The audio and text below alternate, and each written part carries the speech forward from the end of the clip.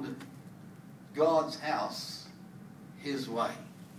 That's just simply to give it some sort of a name. I really believe it's time to establish ministry according to God's pattern. My concern for a long time has been, why is there such a confusion in the ministry and in the church? Why is it that it seems as though the church is not the head like it ought to be? You know, in Deuteronomy it says that we should be the head and not the tail. Mm-hmm. And it is my conviction that the church should be the leaders in every area of community. Right. In every area of the way. We should be leading the way. And there is an answer to this. And I believe that basically it starts with restoring ministry God's way. Mm. God's plan.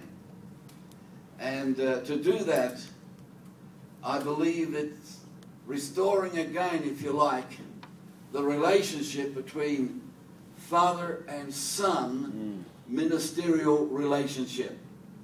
So what I'm going to do this morning in this session is take some scriptures to apply the function of what I believe the church ought to be in leadership. And the first story that I want to start with is a scripture that God quickened to me some years ago in 2 Kings. And so I'm going to take you there, 2 Kings and chapter 6. Now many of you would know this story, and you have possibly preached it in your own local church. But today I want to share some principles here concerning relationship and ministerial function, and how I believe the church should be working. All right, 2 Kings chapter 6, from verse 1. And the sons of the prophets said to Elisha, "See now, the place where we dwell with you is too small for us. Please let us go to the Jordan, and let every man take a beam from there, and let us make there a place where we may dwell." And so he answered, "Go." And then the one said, "Please consent to go with your servants." And he said, "I will go." And so he went with them. And when they came to the Jordan, they began to cut down trees. But as they were cutting down the tree, the iron axe head fell into the water. And he cried out and he said, "Alas, master, for it was borrowed." So the man of God said, "Where did it fall?" He showed him the place. And so he cut off a stick, he threw it in there, and he made the iron float. Therefore he said, "Pick it up for yourself." So he reached out his hand and he took it. Now, you might say, what's that got to do with father-son ministry? Well, it's got everything to do. I want you to look at a few things here. We're going to pick out a few things. First of all, notice we're talking about sons. And we see here that there is a communication going on here between sons and father. In this case, the father is Elisha. And the sons, of course, are the prophets that Elisha had brought under his covering and under his influence of ministry.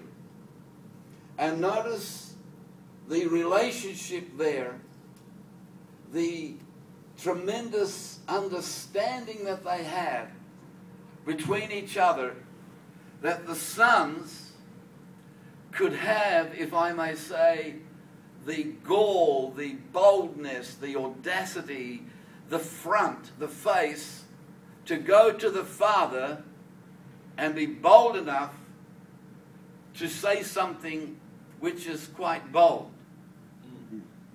And that in itself speaks volumes.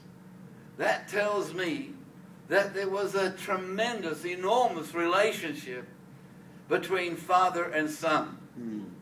For the son to feel that he could go to his father, and notice what he says. It says, "See now, the place where we dwell with you is too small for us."